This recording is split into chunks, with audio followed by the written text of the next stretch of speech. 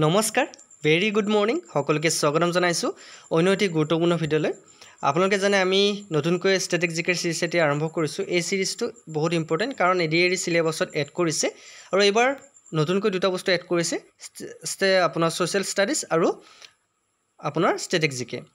okay এটা static জিকেৰ ভিতৰত আপোনাৰ যিকেইটা টপিক সোমাই থাকে সেইকেইটা টপিক কিমান ইম্পৰ্টেণ্ট আপোনালোকে হয়তো নাজানে গতিকে প্ৰিভিয়াছ ইয়াৰ কুৱেশ্যন পেপাৰ আপোনালোকে চালে গম পাব যে সেইকেইটা টপিকৰ পৰা কিমান কুৱেশ্যন আহে গতিকে আমি 2500 প্লাছ MCQ ডিছকাছ কৰিম আমাৰ এই সিৰিজৰ জৰিয়তে যদি সিৰিজটো আপোনালোকে কণ্টিনিউ কৰিব বিচাৰে তেনেহ'লে লগ বন্ধুক শ্বেয়াৰ কৰিব আৰু মোক কমেণ্ট কৰি জনাব এই সিৰিজটো কণ্টিনিউ কৰিব লাগে নে নাই আৰু মৰ্নিং মই 6টা প্ৰতিদিনে 6 বজাত ৰাতিপুৱা এই সিৰিজটো পাব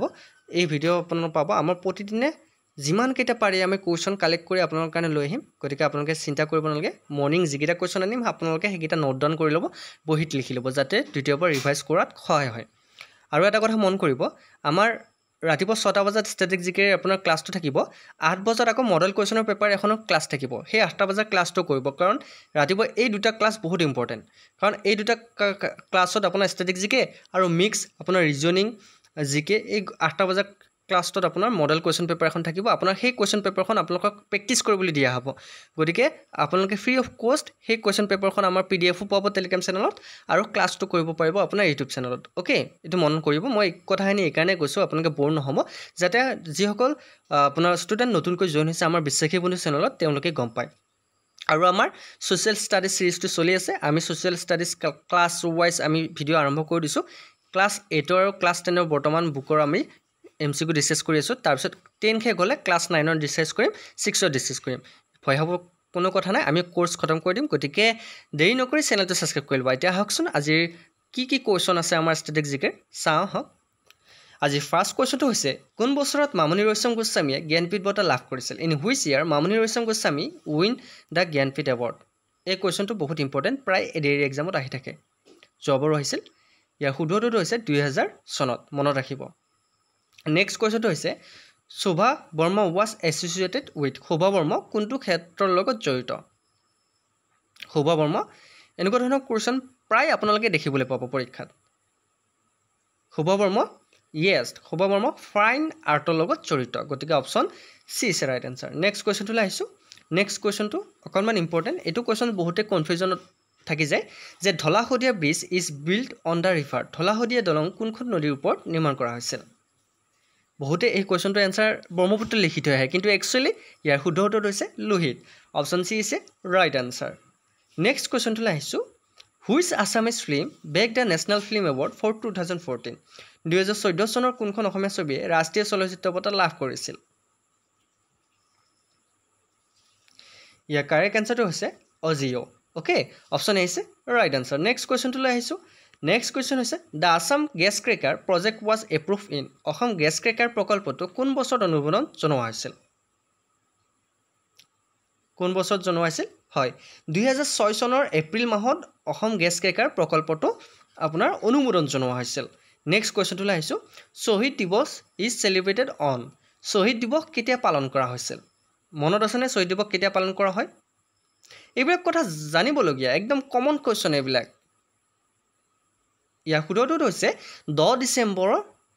আপোনাৰ দিনটো শ্বহীদ দিৱস হিচাপে পালন কৰা হয় নেক্সট কুৱেশ্যনটোলৈ আহিছোঁ নেক্সট কুৱেশ্যন হৈছে which one is the first mobile theatre of Assam কোনটো অসমৰ প্ৰথম ভ্ৰাম্যমাণ থিয়েটাৰ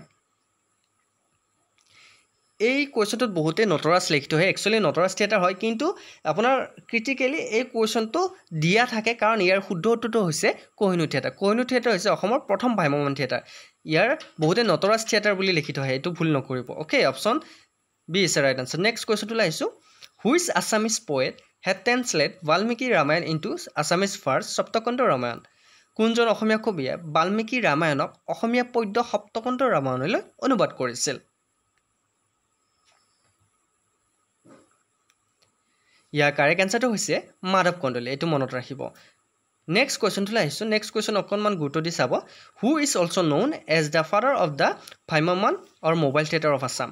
অসমৰ ভ্ৰাম্যমাণ থিয়েটাৰৰ পিতৃ বুলি কাক জনা যায় বাৰু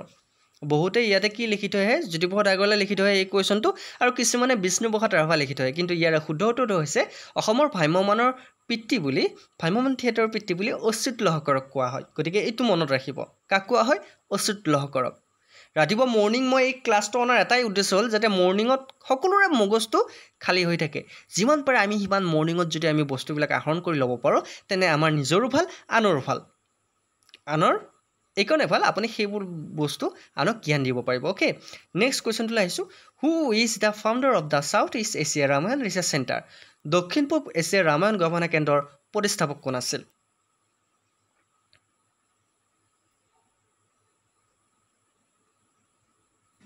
ইয়াৰ কাৰেক্ট এনচাৰ হৈছে মামণি ৰয়ছম গোস্বামী মামণি ৰয়ছম গোস্বামী দক্ষিণ পূব এছিয়াৰ ৰামায়ণ গৱেষণা কেন্দ্ৰৰ প্ৰতিষ্ঠাপক আছিল এইটো কিন্তু বহুত important question next question number 11 the first aeroplane on north eastern soil was landed in which city উত্তৰ পূবৰ মাটিত প্ৰথমখন বিমান কোনখন চহৰত অৱতৰণ কৰা হৈছিল জানেনে ইয়াৰ কাৰেক্ট এনচাৰ হৈছে যোৰহাটত প্ৰথমখন বিমান অৱতৰণ কৰা হৈছিল কিছুমানে গুৱাহাটী লিখি থৈ আহিব কিন্তু গুৱাহাটী নহয় দেই যোৰহাটত নেক্সট কুৱেশ্যনটোলৈ আহিছোঁ the Assam silk industry is mainly centred in অসমৰ ৰেচম উদ্যোগটো মূলতঃ ক'ত কেন্দ্ৰীভূত ক'ত আছে বাৰু অসমৰ ৰেচম উদ্যোগটো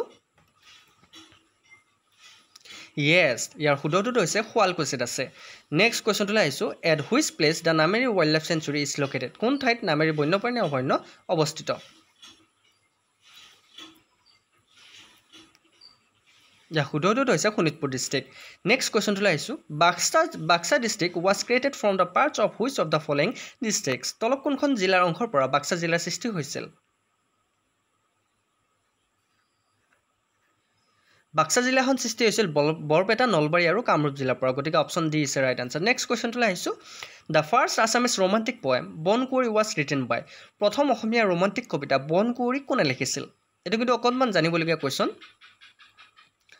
ইয়াৰ কাৰেক্ট এনচাৰটো হৈছে বন কুঁৱৰী লিখিছিল চন্দ্ৰকুমাৰ আগৰৱালাদেৱে মনত ৰাখিব নেক্সট কুৱেশ্যনটোলৈ আহিছোঁ who was the first editor of the Assamese magazine Jonaki Asomiya আলোচনী জোনাকীৰ প্ৰথম সম্পাদক কোন আছিল এই কুৱেশ্যন এনচাৰটোৰ হৈছে চন্দ্ৰকুমাৰ আগৰৱালা নেক্সট কুৱেশ্যনটোলৈ আহিছোঁ which Assamese writer is also' known as Bakul বনৰ কবি কোনজন অসমীয়া সাহিত্যিকক বকুল বনৰ কবি বুলি জনা যায় ইয়াৰ শুদ্ধটোতো হৈছে আনন্দ চন্দ্ৰ বৰুৱা তেখেতক বকুল বনৰ কবি বুলি জনা যায় নেক্সট কুৱেশ্যনটোলৈ আহিছোঁ which one city is also' known as tea city of India কোনখন চহৰক ভাৰতৰ চাহ চহৰ বুলি জনা যায়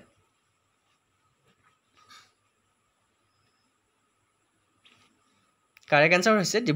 ডিব্ৰুগড়ক ভাৰতৰ চাহ চহৰ বুলি জনা যায় নেক্সট কুৱেশ্যনটোলৈ আহিছোঁ দ্য বুক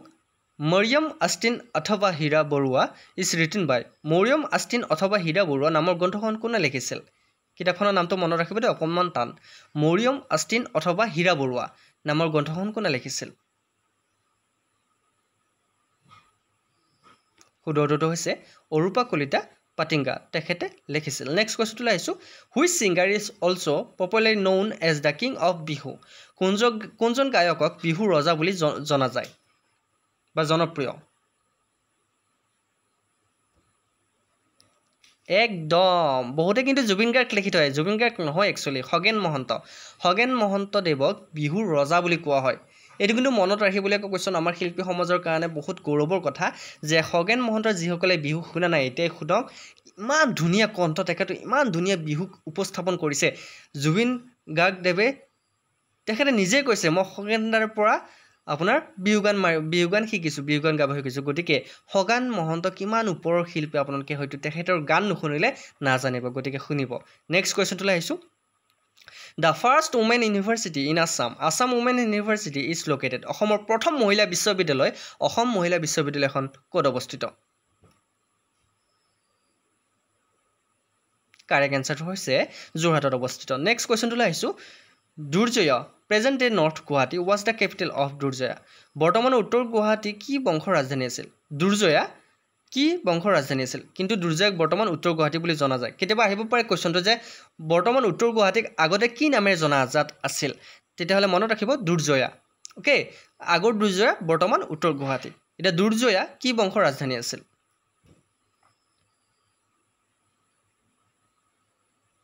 শুদ্ধটো হৈছে পালা ডাইনেষ্টি পাল বংশৰ ৰাজধানী আছিল দুৰ্জয়া নেক্সট কুৱেশ্যনটোলৈ আহিছোঁ হু ৰট দ্য বুক ভক্তি ৰত্নাৱলী গ্ৰন্থ কোনে লিখিছিল বা কোনে ৰচনা কৰিছিল ইয়াৰ শুদ্ধটোতো হৈছে মাধৱদেৱে মনত থাকিব নেক্সট কুৱেশ্যনটো হৈছে which one is the only Assamese who represent India in the first round table conference held at London in 1930 চনত লণ্ডনত অনুষ্ঠিত প্ৰথম ৰাউণ্ড টেবুল সন্মিলনত ভাৰতক প্ৰতিনিধিত্ব কৰা একমাত্ৰ অসমীয়াজন কোন আছিল অসমীয়া ব্যক্তি কোন আছিল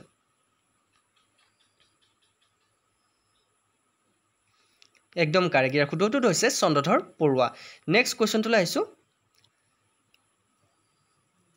এই কুৱেশ্যনটোত বহুতে তৰুণৰাম ফুকন বুলিও ক'ব পাৰে কিন্তু আপোনালোকে এই কুৱেশ্যনটো এবাৰ চাই ল'ব দেই মই কিন্তু চন্দ্ৰধৰ বৰুৱা পাইছোঁ কিমানে শুদ্ধ উত্তৰ দিয়া চাওঁ দেখোন নেক্সট কুৱেশ্যনটো পাইছোঁ in terms of area the smallest district of Assam ক্ষেত্ৰফলৰ ফালৰ পৰা অসমৰ আটাইতকৈ সৰু জিলাখন কোনখন শুদ্ধটো হৈছে চাউথ চালমাৰা মানকাছাৰ চ' আমি আজিৰ ষ্টেটিক জিকেৰ যিকেইটা কুৱেশ্যন আপোনালোকৰ কাৰণে লৈ আহিছোঁ আপোনাৰ আৰ্ট এণ্ড কালচাৰৰ পৰা লৈ আহিছোঁ বুক এণ্ড অথৰৰ পৰা লৈ আহিছোঁ ইম্পৰ্টেণ্ট ডেৰ পৰা লৈ আহিছোঁ গতিকে বিভিন্ন ধৰণৰ টপিকৰ পৰা আপোনালোকে